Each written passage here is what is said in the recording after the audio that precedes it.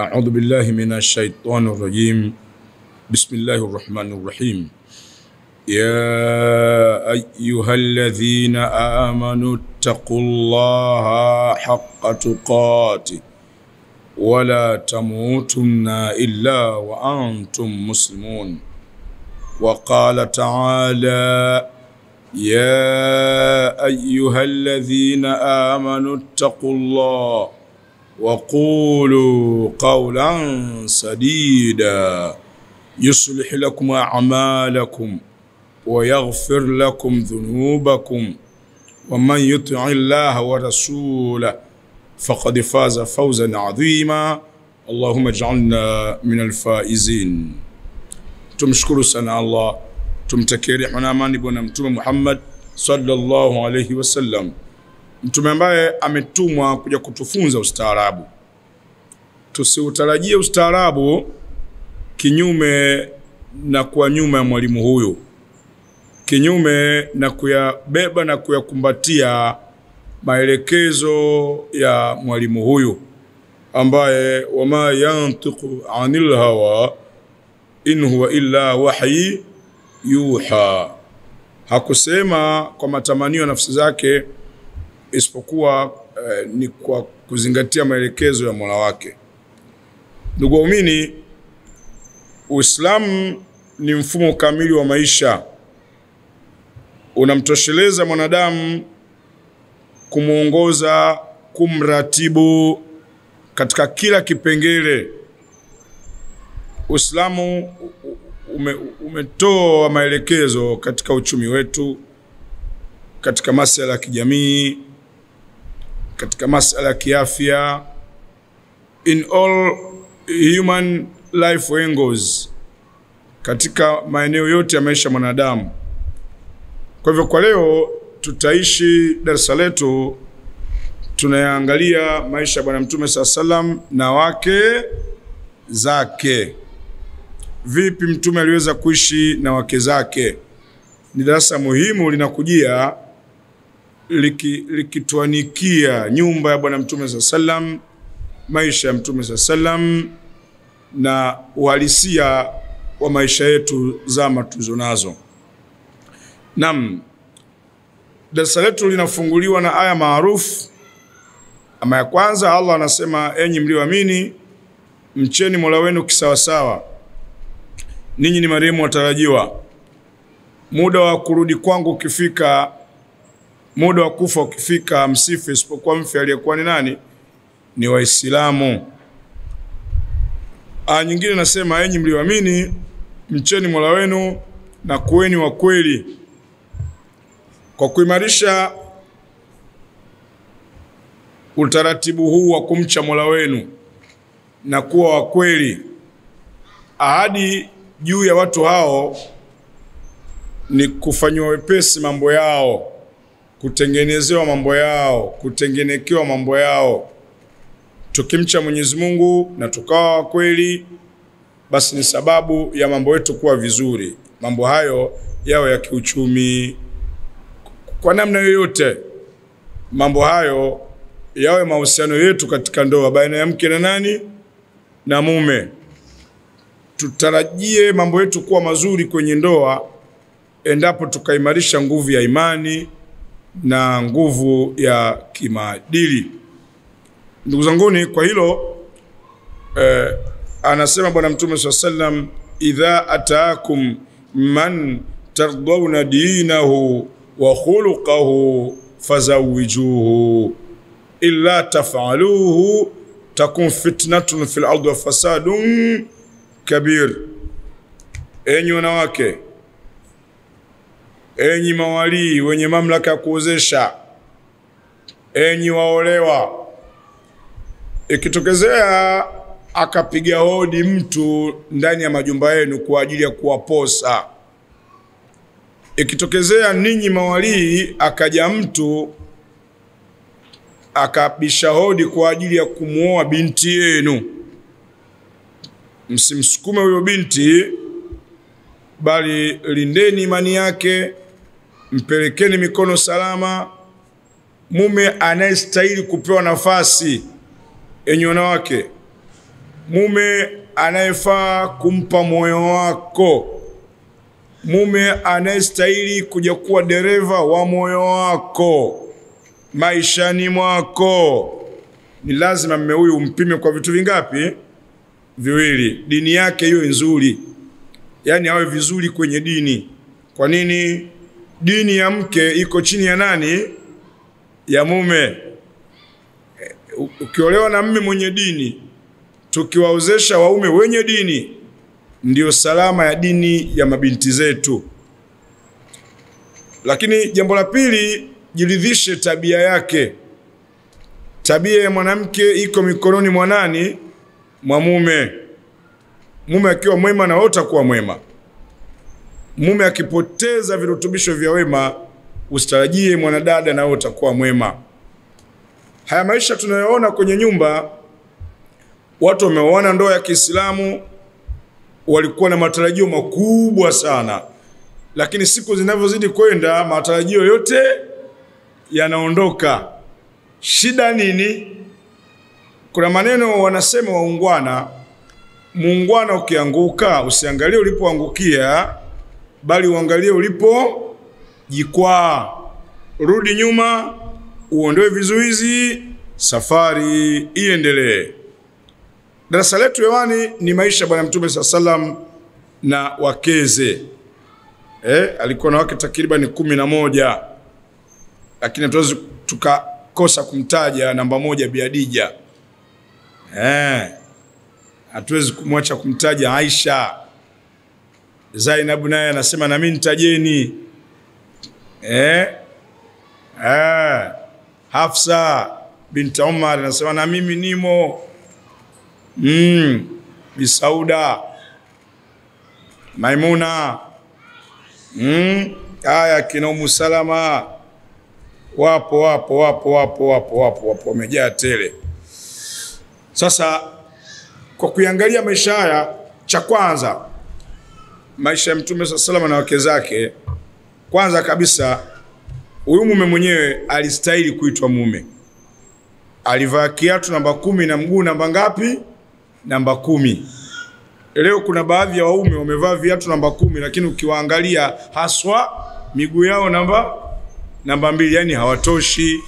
Kwa maneno mengine, unaona Kwa hivyo huyu alistahiki, alitosha uchamungu wa hali ya juu, lakini na ubora wake wa tabia. Wa innaka la'ala khuluqin adhim, upo juu kitabia wewe. Aliweza kutosha nafasi ya kuwa mume kwenye ndoa. Yeye ndio sterling wa movie hii, yeye ndio kiongozi wa taasisi hii. Alikuwa vizuri kwenye uchamungu na tabia. Kwa nini alibeba virutubisho hivi vya uchamungu na tabia? Alikuwa anakwenda kuwa msimamizi wa familia, msimamizi wa wake zake. Wake waje mikono salama. Mikono salama kwenu wanawake mnaokwenda kuolewa ni kwa mume mwenye dini na mwenye tabia nzuri. Wale wote wanawake mnaolia na ndoa mzielewi zinawatesa, angalieni hivi viwango hivi mlivizingatia. Usianze kulalamika na matokeo, urudi kwenye chanzo. Kuna maneno yanasema mchawi wa mtu ni mtu mwenyewe. Kwa hiyo inawezekana wewe ni sababu ya kuyaharibu maisha yako ya ndoa. Ulikosa kuyasikia maagizo haya. Anapowajieni mtu wa kuoa, sharti mjiridhishe. Sio anavalia mkanda kiunoni, kaka ananichanganya na atakuchanganya sana, ukome maishani. Unaacha maneno ya Mtume SAW, unaacha maelekezo ya Mola wako alokuumba. Salama yako mwanamke ni mume mwenye dini, ni mume mwenye tabia nzuri. Huyo ni Bwana Mtume Muhammad sallallahu alayhi wasallam. Ndugu waumini, dini ya kiongozi inasomeka, tabia ya kiongozi inasomeka, basi atarajie kheri muongozwa. alivuma, watu wakawa wanamuita, sio anajiita, watu wanamuita as-sadiqu al-amin, msema kweli muaminifu. Mke anahitaji mume mkweli. Katika maisha yako mke unahitaji mume muaminifu. Mume asokuwa mkweli si rafiki kuwa dereva wa moyo wako. Mume aliyepoteza uaminifu si rafiki kuwa dereva wa moyo wako. Vipi unampa usukano? Ndugu zanguni, CV hii ya ukweli na uaminifu imembeba hata yeye kustahili kuonekana anatosha kuwa mume katika macho ya Bi Hadija, mwanamke mwenzenu. Aliweza kumwajiri katika miongoni mwa misafara ya biashara kabla hata kujulikana kama atakuwa mume. Alionyesha uaminifu wa hali ya juu na ukweli, akaleta faida kubwa kutoka Sham, faida ambayo ilivunja rekodi kwa wale waliowahi kumletea faida. Tunapata funzo hapa kwamba kumbe mikono salama ni mume muaminifu. Bi Hadija hakuichezea fursa. Bi Hadija hakuitupa fursa, akaichangamkia. Kaona kabisa huyu anafaa kuwa dereva wa moyo wangu. Huyu nikabidhi kwake hisia zangu, nitakuwa mikono salama. Mwanamke mwenzenu kaichangamkia fursa. Fursa unaitafuta. Kuna mahala inakutafuta lakini mara nyingi itafute. Bi Hadija kaitafuta fursa. Hakusubiri fursa ya kutafutwa. Kumbe taninyi wanawake mna nafasi. Kimuona mwanamume amekaa vizuri anasomeka, jitoe, mwambie nimekupenda, nataka unipose, unioe. Wala usio na wasiwasi kwamba sasa akinikatalia si nitaonekana nimejibebisha.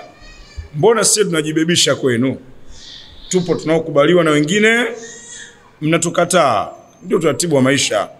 Lakini huyu ni mwanamke wa mwanzo akajitoa baada ya kujiridhisha huyu atakuwa ni mume sahihi. Tukumbuke Hadija hii ilikuwa sio ndoa yake ya kwanza. Alishapata kuolewa ndoa nyingine, lakini hakuwa nayo kwa wakati huo tena. Kwa hiyo anaingia ndoa ya pili, hakufanya kosa, sasa anachagua mume sahihi.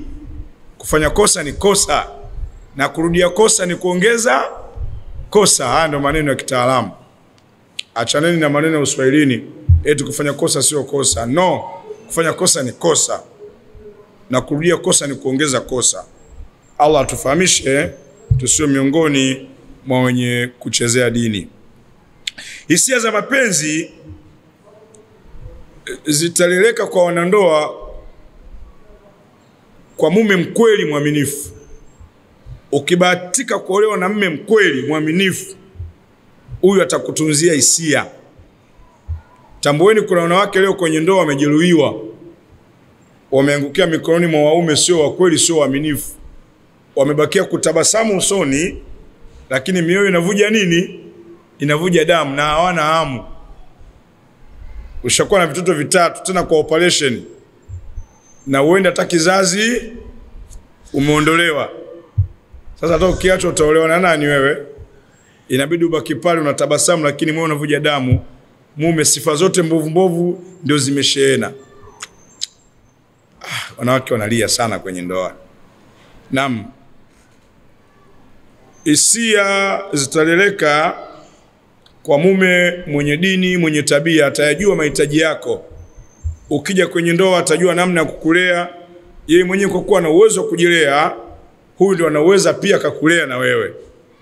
Lakini kama mume hawezi kujilea, atakulea wewe? Hawezi kulea. Kama mume anateketea na mipira, hawezi kujilea huyo. Atakuwa mume sahihi kwenye ndoa huyo? Hawezi kuwa mume sahihi. Natambua mwalimu, wanawake wengi mnalia kwenye majumba, hamjapata waume sahihi. Yawezekana mume akapata mke, lakini wanawake wengi hamjapata waume kwenye majumba. Huu ndio ukweli. Au inawezekana mke akapata mume, lakini baadhi ya waume hawajapata wake, wana vituko, wana fotokopi za mtaani, ili mradi aliyekula kala, mradi kushiba, funika kombe mwana haramu apite ili mradi. Na nyimpo kwenye ndoa. Karibuni sana darasani, tunahitaji kubeba virutubisho sahihi. Umma wa Kiislamu unahitaji kujifunza katika maisha ya Bwana Mtume Muhammad sallallahu alaihi wasallam na wake zake. Wakati naendelea kufungua mafaili, inatosha na wewe mdau wetu, hebu iangalie ndoa yako na mumeo inakidhi viwango, imetimiza vigezo, au unasukuma siku unasubiri kufa ili mradi. Naam, Mtume sallam alisimama kama msimamizi, mwangalizi wa familia. Alitenga muda wa kuisimamia familia. Allah anasema kwenye Qur'an, a'udhu billahi minash shaitani rajim, ya ayyuhan nabiy qul li azwajika wa banatika wa nisa'il mu'minin yudinina alayhinna min jalabibihin dhalika adna an yu'rafna fala yu'dhain. Ewe nabii, anza kwanza kuingiza dini kwa mkeo, mpe malezi mke, simama nyuma ya mkeo kwa dini yake, mjenge mkeo kimaadili, mke avae hijabu, mke aijaze imani, ili mke huyu aje kukupa ushirikiano katika kukitengeneza kizazi ndani ya nyumba. Aya inaanza, anaambiwa mume aanze kumlea mke, ampe dini mke. Akifanikiwa kumlea mke, mke ukikaa vizuri, dini yako iko vizuri, basi ndio anaambiwa wabanatika, ndio upate mdomo wa kuwapa malezi mabinti. Kina mama mlolewa, msitegemee mabinti wataheshimu hijabu wakati ninyi kina mama mvai hijabu. Kwa hivyo aya hii inatufundisha mume yote anayefanikiwa katika kusimamia familia ni yule anayepata ushirikiano kutoka kwa mke. Mke, beba dini, uwe mshirika mwenza katika hii safari ya kwenda akhera, mkono kwa mkono mpaka peponi. Naam, mume bora anahitaji mke bora. Mume bora, mke bora, hawa ndio watakuwa na uhakika kupata kizazi bora. Tusitarajie kupata bidhaa bora ikiwa mitambo mibovu. Wazazi tusahau kupata watoto wenye maadili ikiwa sisi wenyewe hayo maadili hatuna. Kwa aya hii Allah anamwambia Mtume sallam, anza kumpa malezi ya dini mke wako, muingizie dini mke wako. Ukishafanikiwa level ya mke, hatua ya pili, wa banatika, na binti. Kwa nini? Binti hataweza kubeba athari ya dini ikiwa mama asomeki. Al-ummu madrasatul ula. Wanasema wenye kusema kwamba mwanamke ndio mwalimu namba ngapi? Namba 1. Binti atasoma hijabu kwa mama. Mama ukiwa madhubuti katika stara, utamfanya binti naye awe madhubuti. Lakini mama ukipoteza madhubuti, unapoteza usimamizi. Wewe ndio msemaji, ndio mwangalizi, muda mwingi watoto wapo mikononi mwako. Je, wewe ni mikono salama? Ewe mwanamama, popote ulipo duniani, wewe ni mikono salama? Ni kweli unatosha kuwa mama au fotokopi? Ni huyo binti yako unayemuona anategemea uimara kutoka kwako, unasomeka? Unatosha wewe kuwa mama bora? Naam, tunaendelea. Ndugu zangu, ni kwa hivyo tunaona katika dini tuanze ngazi ya familia ili tutengeneze timu itakayosimamia malezi ya watoto. Maisha ya Mtume na wake zake ni darasa tosha kwetu sisi waumini. Ndoa zetu zisimamishe Uislamu. Ndoa yangu na ndoa yako isimamishe Uislamu. Ndoa za mitume zimesimamisha nini? Uislamu. Naam.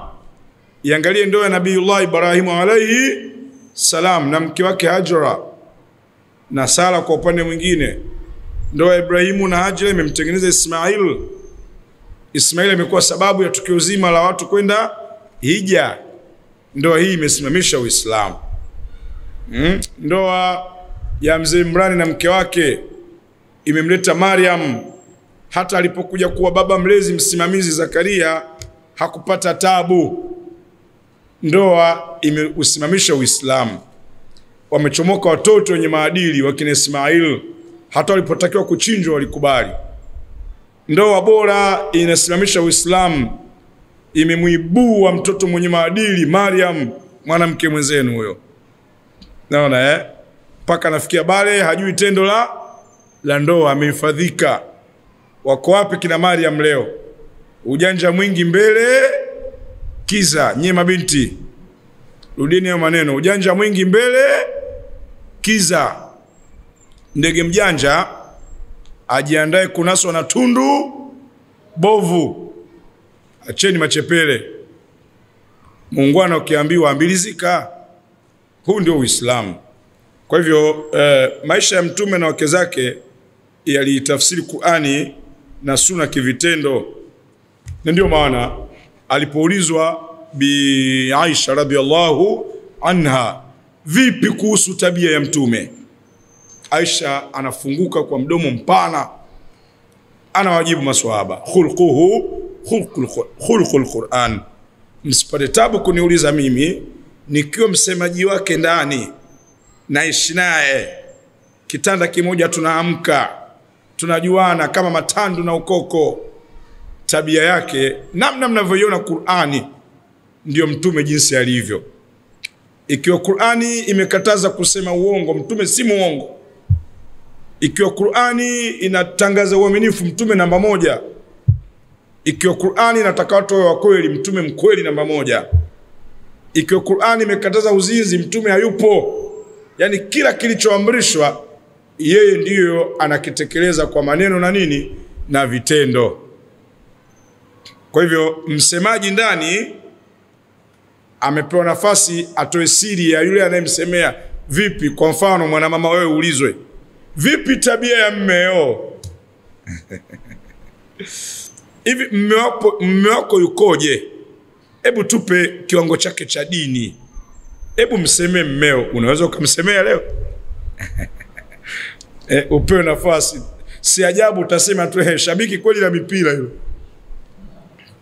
Shabiki la mipira linakaa kwenye vijio vya kahawa, mzigo wa kuleta matumizi ndani na libeba mpaka zigo limenishinda, hana mapenzi, mtemi, utajaza hivi. Lakini msemaji huyu anamsemea Mtume Muhammad sallallahu alayhi wasallam kwamba tabia ya mtume mnavyo, yani ni Qur'ani ilivyo ndivyo alivyo yeye. Tumuombe Mwenyezi Mungu atujalie na sisi tabia zetu ziambatane na Qur'an. Tutakuwa tayari kina mama. Allah atukubali, Allah atuchague. Naam. Kwa hivyo karibuni darasani. Popote ulipo duniani tunakufikia, tuongezeane virutubisho. Bado umma wa Kiislamu una deni kubwa la kupokea fungu la kimaarifa, hususan katika swala zima la mahusiano. Tunamwangalia mtume na mahusiano yake ndani ya ndoa, maisha ya mtume na wake zake.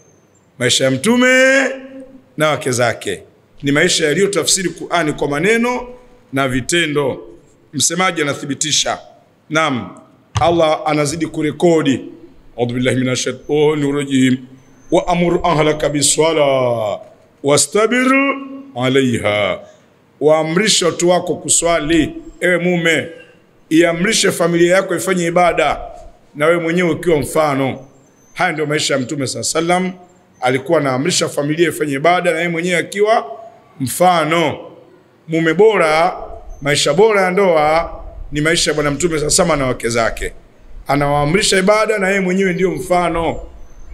Ni wanaume wangapi leo wana program za kuamrisha familia ibada? Ni wanaume wangapi wanatenga muda wa kukaa na familia? Wanaume wangapi tuna deni kwenye familia, tunatenga muda tukae na familia, tusome Qur'ani, tufanye shura, tujadili yenye kujadiliwa ili safari yetu ya kwenda akhera iwe nyepesi. Kina mama mnasemaje? Hao wanaume wanaonekana kwenye majumba? Hebu zungumzeni Zanzibar hapa. Mnaonaje? Mnapata haki ya kutengewa muda? mkajadili mambo ya akhera. Hebu kumbuka mara ngapi mnakaa na mme mnasoma Qur'an. Eti kina mama au na huko hamna. Huku nyisi makandogo Zanzibar. Au ilikuwa zamani.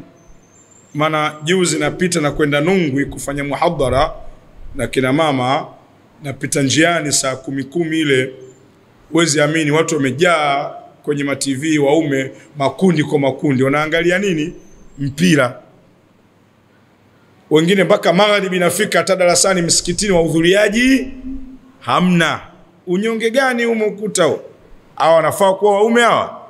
Fotokopi. Maana katika msafara wa mamba na kenge nao wamo. Kwa hivyo maisha ya mtume na wake zake, mtume anaambiwa awaamrishe familia ibada na mwenyewe mstari wa mbele. Kwa kweli laqad kana lakum fi rasulillah uswatun hasana. Bila shaka tunao mfano wa kuiga kutoka kwa bwana mtume Muhammad sallallahu alaihi wasallam. Waumini wenzangu, darasa tosha tuishi na nyumba ya bwana mtume sallallahu alaihi wasallam, tuiangalie nyumba yetu mimi na wewe. Ni kweli tunaitendea haki taasisi ya familia? Mtume aliyatosha maisha ya ndoa, cha Mungu wa hali ya juu na maadili. Wenzetu waliungana katika ndoa, walioona Kiislamu na waliweza kuishi Kiislamu. Tofauti na sisi tunaoona Kiislamu lakini maisha ya Uislamu kwenye majumba shida. Majumba yametawaliwa na mitaarabu, misizoni, miziki. Kiziangalia nyumba za Waislamu hata ratiba ya dini haipo. Sasa hizi nyumba gani hizi? Nyumba zinachachafwa na mawakala wa ibilisi, masizoni, mataarabu, kidole juu, kidole juu. Kidole juu cha nini wewe? Kitakuwa kidole chini motoni siku ya kiyama. Kina mama, hali mbaya sana katika majumba. Wenzetu walifanikiwa, lakini walioona Kiislamu hawakuweza kuishi kikafiri. Kuna maneno yanasema mwiba unapoingia ndipo unapoishi, na muda wa kutoka ndipo unapotokea. Yawezekana mwiba ukaingia mguuni ukaja ukatoka kwenye pua. Kama tumeingia kwenye maisha ya ndoa kidini, salama yetu tuishi kidini. Huu ndio Uislamu. Naam, tutashindwa kuishi Kiislamu. Leo wanandoa tumebakia kuwa kama waigizaji. Tulitamanishana wakati wa kuchumbiana, kila mmoja alimdhania vizuri mwenza wake. Lakini baada ya kuja kwenye ndoa hali haziko hivyo. Usemaye ndiye na usemaye ndiye sie. Sasa maisha gani? What kind of life is this? Haya maisha gani haya? Maisha gani ya kisanii haya? Haikuwa ndoa ya bwana mtume sallallahu alaihi wasallam na nani? Na wake zake. Lakini tukimsachi mtume katika mahusiano, katika mahusiano, kwa hakika aliweza kuitafsiri Qur'an na Sunna kivitendo. Naam. Qala Allah Ta'ala wa'ashiruhunna bil ma'ruf. Allah anamwagiza mtume sallam atutangazie kwamba enyi wanaume kaeni na wake kwa wema. Kaeni na wake kwa wema. Wema. Kaeni na wake kwa kuwahurumia. Msikae na wake kiutemi. Msijemkawa kama askari na mtuhumiwa kwenye majumba. Kaeni na wake kirafiki. Mke anahitaji urafiki wa kutosha kwa mume. Mwanamke mwenzenu anasimulia, mpokezi wa hadithi huyu anasema qala Rasulullah sallallahu alayhi wasallam khairukum khairukum li ahlihi wa ana khairukum li ahli. Mbora katika ninyi ni mbora kwa familia yake, na mimi mtume wenu ni mbora kwa familia yangu.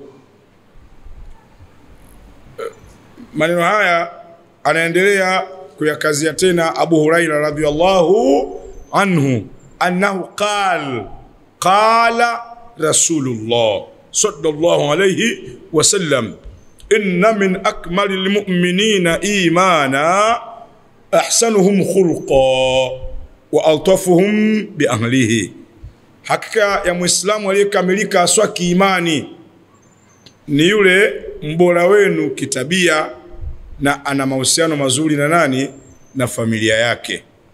Mwanamume aliyebora kiimani ni yule mwenye tabia nzuri na anaishi vizuri na nani? Na familia yake. Huyo katika kipimo cha wanaume bora katika dini, huyo ni mwanamume bora. Je, kina mama mnao hao bora? Enyi wanaume wenzangu, sisi ni wabora kwa familia zetu? Tuna mahusiano mazuri, miamala mizuri? Mtume sallam alitambua kwamba ili mke awe na hisia za kumpenda mume anahitaji mume rafiki. Ndoa is a love destination, ni kituo cha mapenzi. Ndani ya kituo hicho mke anayekuja ana hamu ya kukutana na wema wa kutosha, ana hamu ya kukutana na urafiki, ana hamu ya kukutana na huruma. Mke ahurumiwe huyo. Katika hatua mbalimbali za maisha, kiwa mjamzito, kiwa anaumwa, kiwa ananyonyesha, anahitaji huruma mke. Ndoa ni kituo, hebu kiweze kutoa matunda haya: wema, urafiki, huruma ndani ya kituo hiki. Mtume anathibitisha hayo. Alikuwa akiwasaidia wake zake baadhi ya kazi ndogo ndogo. Anautafsiri Uislamu kwa vitendo. Maisha ya Mtume na wake zake yaliutafsiri Uislamu kwa maneno na vitendo. Ndugu waumini, mwanamke ni kama ndege. Ndege anaporuka anakunjua mbawa zake, tena anaganda angani kwa madaha. Huwa anatamani kutua katika tawi lenye kunesa, ikimaanisha mwanamke tawi rafiki kwake ni mume mwenye mahaba, mume rafiki. Mume rafiki atakufanya ufurahie maamuzi yako, utafurahia kuolewa kwako. Wakati wanawake wenzako wanajuta kilichowatuma waolewe, na uwezekano wa kutoka hawawezi, washaingia kwenye tope, wamezama mwili mpaka kichwa. Wengine wanafurahia maisha ya ndoa. Mke anahitaji mume rafiki. Haya ndio maisha bwana Mtume sallam. Mtume anatufunza taasisi ya ndoa ndio pekee inaweza kumpa mwanadamu utulivu. Utulivu huu utamwezesha mwanadamu kuziendea fursa mbalimbali, akienda kwenye uchumi, akienda kwenye mambo yoyote, anakuwa hewani kwa sababu tayari ametulizwa. Wa min ayatihi an khalaqa lakum min anfusikum azwaja litaskunu ilayha.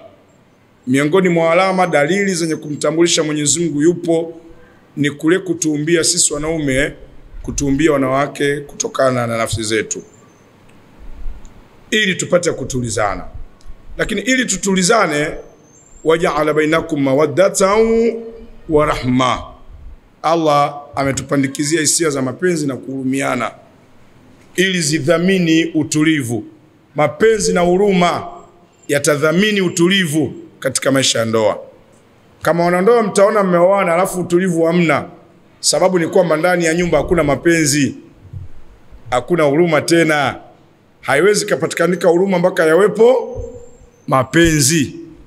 Na ndio maana hata kwenye ndoa tunaambiwa fankihu ma tabalakum minan nisaa, waoeni wanawake mnaowapenda.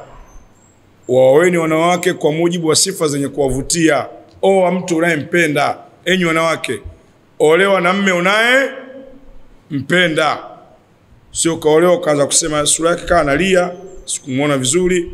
Na ndio maana huwa mnaulizwa, Rehema binti Makame, labaika, umekubali kuolewa na Salum Hamadi? Nimekubali. Manake unamjua Salum Hamadi wewe? Unamjua? Mshamchunguza dini yake, tabia yake, mpaka unasema nimekubali. Leo unalia, simuelewi. Ulizingatia maelekezo ya Mwenyezi Mungu na Mtume kwamba lazima mtu mumchunguze, mjiridhishe? Leo unavuna mbegu uliopanda. Karibuni. Maisha ya Mtume na wake zake yaliweza kuibua hisia, moyo. Waja'ala bainakum mawaddatan wa rahma, na tukajalia tukapandikiza hisia za mapenzi. Kwani mapenzi ni nini? Mapenzi ni nguvu inayojikita katika moyo, inatengeneza hisia. Hisia hizo zinakupelekea wewe kujitoa kwa ajili ya mwenza wako kwa huduma, kujitoa kwa ajili ya mwenza wako kwa kushiriki vizuri tendo la ndoa, kujitoa kwa ajili ya mwenza wako kwa namna yoyote ile ndani. Yani unakuwa na hamasa. Hisia hizi ndio mtaji wa mke na mume kuishi pamoja. Tatizo kubwa sisi Waislamu, ndoa zetu tunaunganisha miili, tumeusahau moyo. Kwa hiyo hatujasoma vizuri darasani kujua vitu gani ukifanya utaulea moyo wa mwenzio, utamsisimua hisia, kadhalika utaamsha hisia. Kila mwanandoa jioni yeye ni sehemu ya mdau. Kila siku fikiria vitu gani ufanye umfurahishe mwenzio na vitu gani usifanye usimkwaze mwenzio. Mtaji huu ni muhimu sana uimarishwe kwenye nyumba. Kuna vitu vinatakiwa viheshimiwe na vidumishwe. Uwe ndio utaratibu wa wanandoa ili waweze kuliana miili. Kwanza utangulie moyo. Sasa moyo usiposhikana, tutabakia kwenye nyumba nyingi leo. Nyumba zilizokuwa nyingi, watu wamebakiza miili katika majumba lakini mioyo haipo. Na ndio maana ndoa nyingi kila zinavyozidi kuongeza umri, wanandoa wanajikuta wanakuwa kama sumaku na mbao. Yani hata nguvu za mvutano hamna. Hata ukiweka pamoja, mume kushika unatamani mwambie sogea huko. Huna hisia. Mwili umekufa, umepoteza virutubisho. Tukiwa kama washauri na saha, wadau katika tasnia ya mahusiano, hebu tutangulie kuunganisha moyo kabla ya kuunganisha nini? Mwili.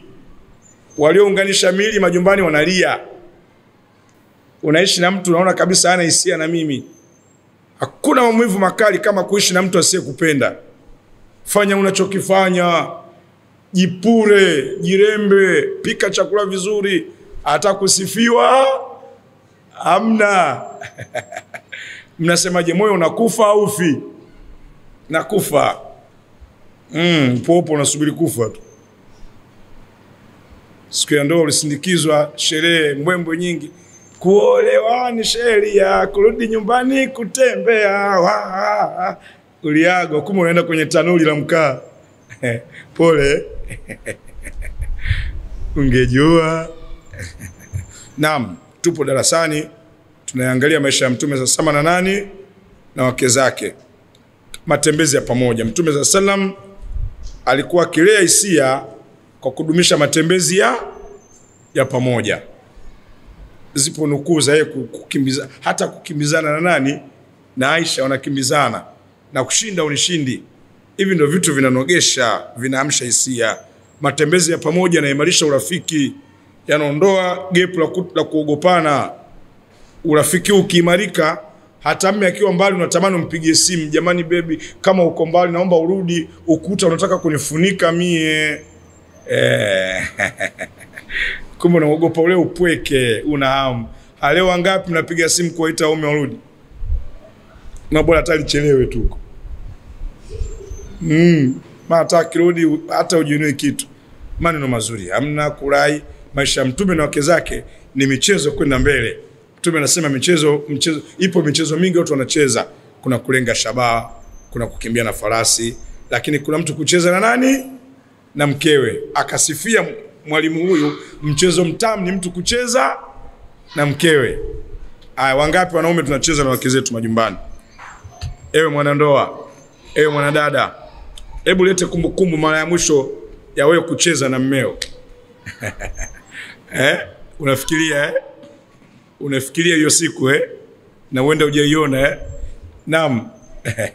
Maisha ndio haya maisha. Michezo inaleta faraja, inaimarisha urafiki.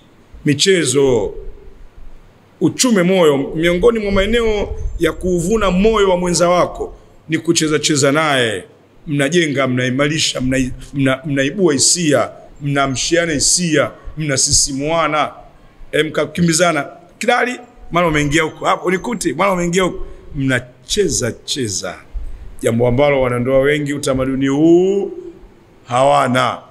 Mama mmoja pale anasema, da baba, hao ndio nasikia kwako. Pole we, wenzio wanapata raha ila wewe mume anakupa karaha. Maisha ya ndoa ya Bwana Mtume Muhammad SAW na nani na wake zake, mzaa sana. Tunaona Mtume alikuwa anakaa na Aisha, na Bi Aisha anamwambia, mimi nakujua ukasirika. Unanijuaje? Naam, ukikasirika wewe mke wangu Aisha, wewe unaapa kwa jina la Mola wa nani? Wa Ibrahim. Na ukifurahi unaapa kwa jina la Mola wa nani? Wa Muhammad. Kaambia, umenijuaje? Kweli umenijuaje? Kuanzia leo mtapa kwa jina lako. Haya ni maisha, mume anamjua mke na mke anamjua nani? Anamjua mume. Maisha ya masiara ndio maisha ya wanandoa. Tunao maisha hayo Zanzibar, Makandogo. Haya maisha tunayo kwenye majumba au yamebakia kwenye vitabu? Balil insanu ala nafsihi basura. Kila mmoja auseme moyo wake. Maisha ya Mtume na wake zake ni kutenga muda. Mtume alikuwa anatenga muda, anakaa na wake zake. Ni sunna mume atenge nini? Muda. Mke unapenda upate mume akutengee muda, mkae mpige story, utoe taarifa za nyumba. Leo mume wangu Abdulaziz kaniudhi hiki, na kwambia jirani yangu Malaiki kapita dada mmoja kavaa gauni imekaa kama katuni. Basi unachanganya tu maneno, wala tu useme. Wataalamu wa mawasiliano wanasema mwanamke kwa kutwa anazungumza maneno takriban 250,000, lakini sisi wanaume tunazungumza nusu ya maneno yenu. Kwa hiyo unatakiwa upate muda useme ili afanye nini? Yatoke.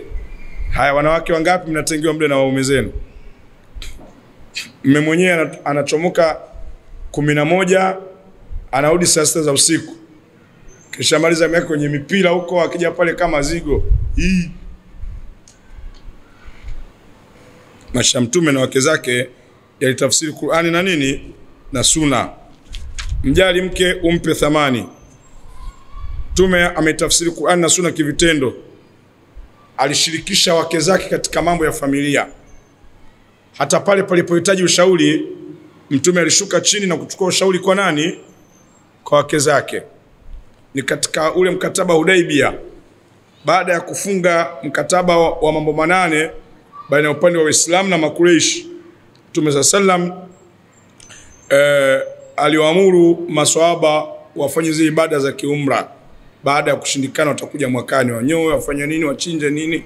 Lakini wale maswahaba walivyoona ule mkataba unawaminya wao, wakamgomea Mtume. Mtume akarudi ndani, katika mmoja wa wake zake alikuwa naye katika hilo zoezi. Mke wangu nimewaamrisha, maswahaba wamenigomea, nafanyaje? Akamwambia, nenda kazungumze kwa lugha ya vitendo, kaanze wewe kunyoa na wao watanyoa. Ushauri wa mke umenusuru dini. Mke naye ni mtu muhimu kwenye maisha. Leo wanaume wengi wanathamini wanawake. Mwanamke anapewa nafasi ya kutoa mchango? Hamna. Unamwambia mume wangu, hiyo shughuli unayofanya utoke, utoboi. Hamna, mimi mwanamume. Haya, tuonege huo wanaume. Anaenda kafeli. Haya, vipi huo wanaume? Bahati mbaya ndo kamaliza. Kwa hivyo maisha ya Mtume na wake zake ni ushirika wa kuheshimiana. Mke naye ni sehemu. Mtume anatufundisha mke ni mshirika katika hii safari ya kuelekea akhera. Apewe nafasi ya kushauri, jambo ambalo ndoa zetu hazitafsiri maisha ya Mtume na nani? Na wake zake. Ndugu zangu, ni yapo mengi ya kuzungumza, lakini tutayapunguza kiasi. Maisha ya Mtume na wake zake ni maisha ya kupongezana, kusifiana, ni maisha ya ucheshi, maisha ya story, ni maisha ya kuleteana zawadi, ni maisha ya kuambiana na kupenda. Ndio maisha ya mke na mume hayo. Katika Sunna ya Abu Daudi, kana Nabii sallallahu alayhi wasallam yuqabbilu Aisha wa yamusu lisanaha. Mtume alikuwa na utamaduni wa kumbusu mkewe Aisha na kumnyonya nini? Ulimi wake. Ndivyo hivyo imekuja hadithi. Kubusu ni katika sunna. Haya ndio maisha ya Mtume na wake zake. Leo wengi midomo kama ina matege. Midomo kama imeparalyze. Shida inakuja hapo. Kwa hivyo maisha ya Mtume na wake zake ni maisha ya furaha, maisha ya kirafiki.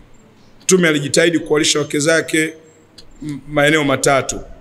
Maana yake aliwapa maneno mazuri masikioni, aliwalisha chakula matumboni, na aliwalisha vizuri ibada ya baba na nani?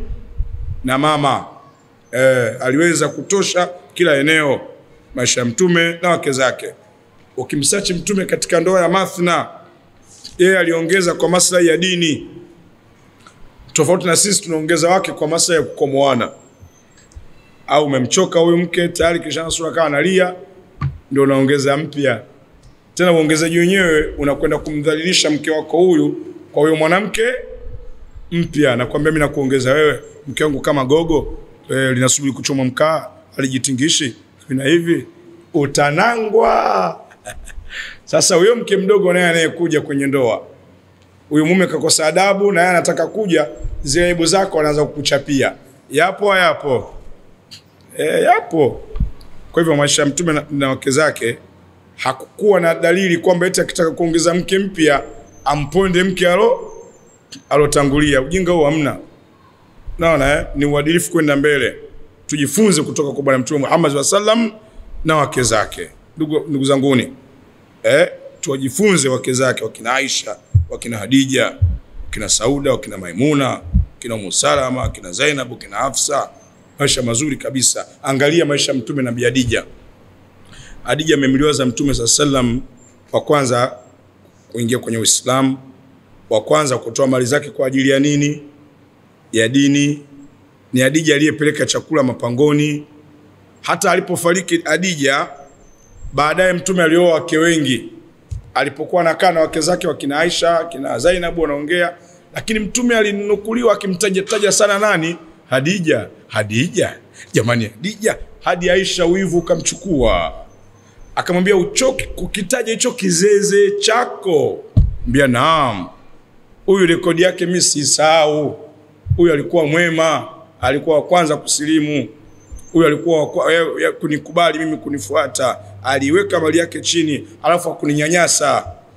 Sio wanawake baadhi yao akishakuwa na vijihela kidogo, akianza kuhudumia nyumba, basi dunia nzima itajua.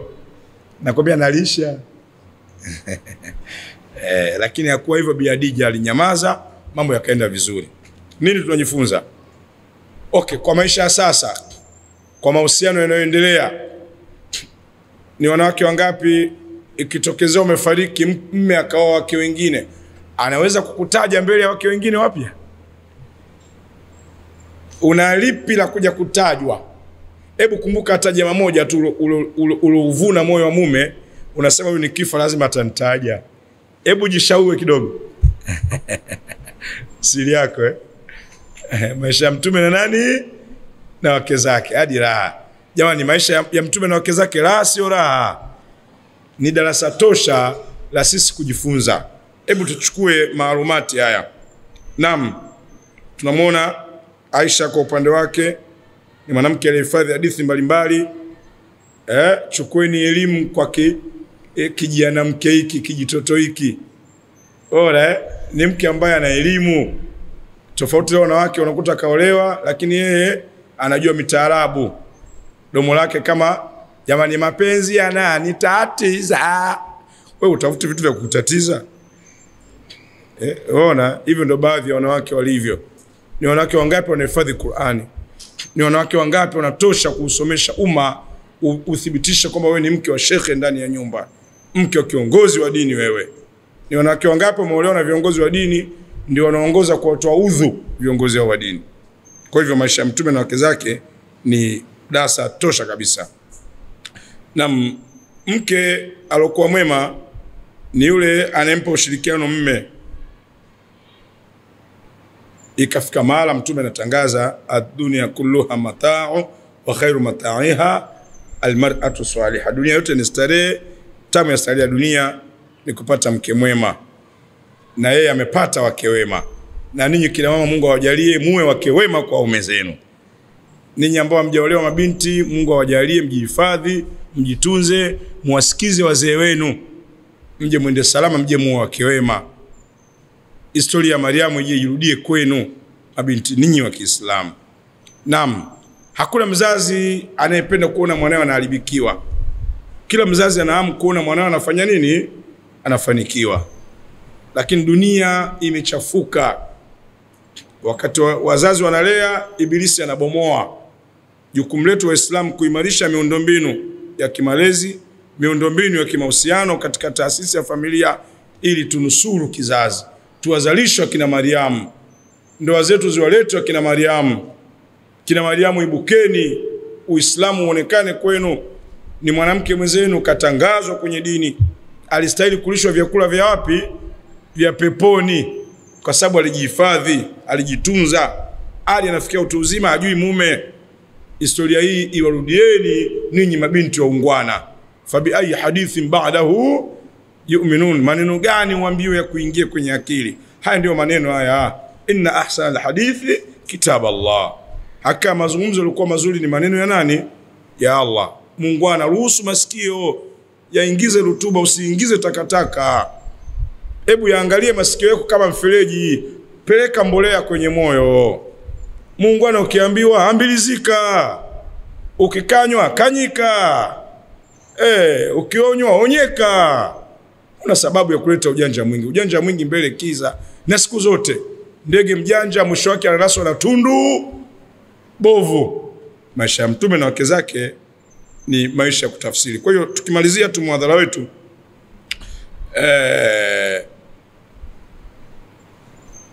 wakati Mtume anatangaza ndoa ndio starehe namba 1, na kupitia maisha yake yeye na wake zake alithibitisha ulimwengu kwamba ndoa ni starehe namba ngapi? Namba 1. Ni nyumba ya Bwana Mtume SAW. Wanawake walishindana kuonekana machoni mwa mume. Ni nyumba ya Bwana Mtume SAW. Wanawake walikuwa watiifu, kila wakiambiwa kitu sami'na wa ata'na, wanasikia. Hata pale waliporekodiwa kuleta kidogo kumsumbua Mtume kwenye asali, walipokanywa yakaisha. Hata pale walipokaa kikao kuonyesha kwamba Mtume vipi, mbona hatupati dunia, watu wanaishi vizuri, wanakula vizuri, sisi maisha yetu haya, wakakanywa maisha ya Mtume kufanya dawa. Mkimkubali Mtume na nyumba ya akhera, tulieni, wakakanyika, wakatulia. Hii ni kuonesha kwamba maisha ya Mtume na wake zake ni kwamba mume alikuwa mume kwa wake ambao ni watiifu. Ili na sisi waume tupate starehe ya dunia, tunahitaji wake watiifu, tunahitaji wake wenye kutazamika. Maisha ya Mtume na wake zake, Mtume alikuwa ni mume kwa wake ambao waaminifu. Waaminifu. Hata ilipotokea kashfa Bi Aisha kutangazwa kwamba amefanya nini? Amezini. Baada katika moja msafara ya vita alibakia nyuma muokota viatu na mnyama, alafu Aisha alienda kujisaidia, akatoka na muona, akampakia wakati msafara umeenda mbele. Wanaingia kwenye mji, watu wakaanza kusema kwamba sio bure, paka na panya wakai pamoja, wakaanza kusambaza uzushi. Lakini Qur'ani ilikuja kufanya nini? Kumsafisha kwamba si kweli. Ni kuonesha maisha ya Mtume na wake zake ni maisha ya uaminifu wa hali ya juu. Hebu tuyaombe sisi maisha haya yawe ni maisha ya hali ya juu. Mwanamama uliopo katika muhadhara, hebu yaangalie maisha yako kwa mumeo, ndivyo unafanana na wake wa Mtume kwa mume. Enyi wanaume wenzangu mnaosikia muhadhara huu, na wajieni kutoka hapa Zanzibar, viwanja vya Muungani huko Kisauni jirani. Hebu kila mmoja tafsiri, angalia maisha yako na mkeo. Wewe ni mume bora? Wewe mwanamume mwenzangu, wewe ni mume bora? Historia ya maisha ya Mtume na wake zake hii hapa mezani. Je, kwako wewe inaweza kujirejea? Inapata nafasi historia hii? Laqad kana lakum fi rasulillah uswatun hasana. Bila shaka tuna mfano wa kuiga kwa Bwana Mtume SAW. Mtihani wetu leo, hali halisi ya maisha yetu katika ndoa. Ndoa nyingi zimezeeka, ndoa nyingi zimefubaa. ndoa nyingi zimepauka, tunasubiri kufa tu. Hatuhitaji kuishi maisha hayo. Hebu tuyachague maisha mazuri. La ilaha illa Allah Muhammadur Rasulullah. Mimi ni mwalimu wenu Dimoso, ni mshauri nasaha kutoka mkoa wa Morogoro. Nikiwa katika ziara ujaji wangu wa Zanzibar, nilipata mwaliko kwenye jitimai. Mashallah, jitimai imeenda vizuri na nimepita kufanya salamu baadhi ya misikiti hapa Zanzibar. Ijumaa nimepata fursa kuongea na umma wa waumini katika msikiti kwa Sheikh Uthman Maalim hapo kwa Mchina, na ninaendelea na darasa mbalimbali misikiti mbalimbali na redio zote hapa. Nishaanza redio Salam, nimekuja redio Adhana, na Jumanne namalizia redio Nur kumtangaza Mwenyezi Mungu na Bwana Mtume Muhammad sallallahu alayhi wasallam. Naam, kwa hivyo nawakaribisheni ili tuweze kushauriana, kuulizana, lakini kutanuana. We have to broaden our understanding, tutanue uelewa. Namba yangu ya WhatsApp ni 0715 719 215. Namba yetu ya WhatsApp hiyo 0715 719 215. Karibuni. Tunasoma ndoa kupitia WhatsApp, tunasoma ndoa kupitia YouTube. Kwa namba hiyo unaniandika tu Mwalimu Dimoso. Hebu itamkeni Mwalimu. YouTube unaandika hivyo, unanikuta. Ukenda Facebook unanikuta. Ukenda Instagram na 0715 naam 719 215. Tualikane popote pale, tunafika sisi popote pale. Dunia, the world is like an egg. I'm approachable. I can be invited. I respond. Naitika popote pale. Mawasiliano ndio hayo. Tutafutane, tualikane. Kama watu wanaalikana kwa sababu ya show za muziki, kwa nini tusialikane kwa ajili ya kumtangaza Mwenyezi Mungu na Bwana Mtume sallallahu alaihi wasallam? Umma una kilio kikubwa katika masuala ya mahusiano. Dunia leo inalizwa na vitu vitatu: uchumi ni gogoro, afya ni gogoro, na mahusiano nayo ni gogoro. Tunahitaji sasa kubeba virutubisho ili tuweze kujinasua kwenye changamoto hizi tatu duniani. Tuitane, tukaribishane, tualikane. Mwalimu Dimoso kutoka Tanzania. Assalamu alaikum wa rahmatullahi wa barakatuh.